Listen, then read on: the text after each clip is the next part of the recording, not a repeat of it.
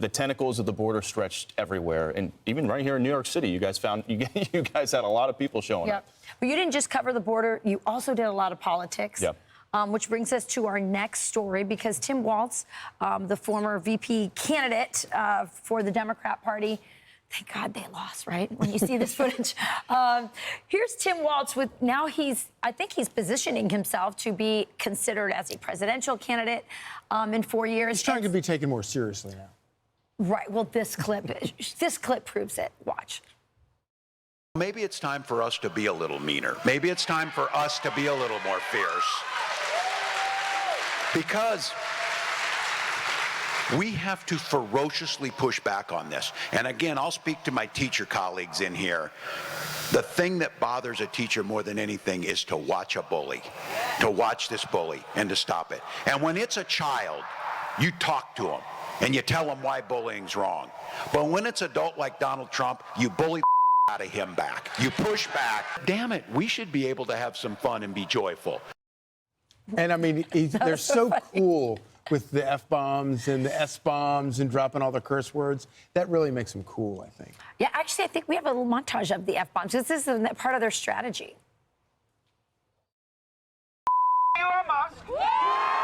Trump! I don't swear in public very well, but we have to Trump. If you could speak directly to Elon Musk, what would you say? Off. This is what kicking the out of fascism looks like. Total bull. Absolute bull. I mean, look, when it comes to Tim Walz, I think like the tough guy act just isn't very credible on him. I mean, think about what he started the J.D. Vance is weird thing, right? Remember that? And, you know, he was going after the Trump administration, tweeting about J.D. Vance. Okay, well, they get to go face to face on the debate stage, right? Remember what happened? I mean, like, let's call a spade a spade. Tim Walz laid an egg during that debate. He looked like a deer in the headlights. He was saying, I'm friends with school shooters. I mean, he was all over the place during that debate. He had the chance one-on-one to be the tough guy, go against Trump and Vance, look Vance in the eye, and he didn't perform during that debate. Yeah, I mean, I think the main problem was they try to present him as this alpha male, right? Like he was going to solve the male problem that the Democrats were having during their Brat Summer of joy last summer. And it just failed. I mean, the first shot we had of him, he had jazz hands up. He wanted to put tampons in your son's bathrooms.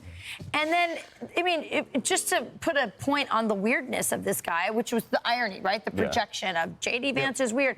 This guy is so weird. And remember, his wife said, we opened the windows of the house so we could smell the burning. Smell the burning of Minneapolis so we could reflect on our whiteness.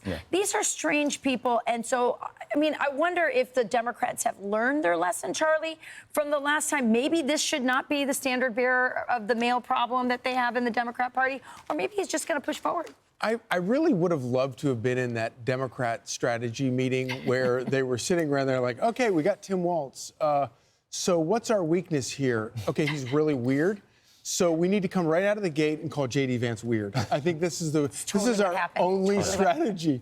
And as you point out, it totally backfired with the jazz hands and they can't load his gun and he can't. And trying to do things that he clearly was unable to do. And it clearly didn't land with men or connect with men. I mean, I think we have a graphic here showing kind of how young men voted from 2020 to 2024. This is a different.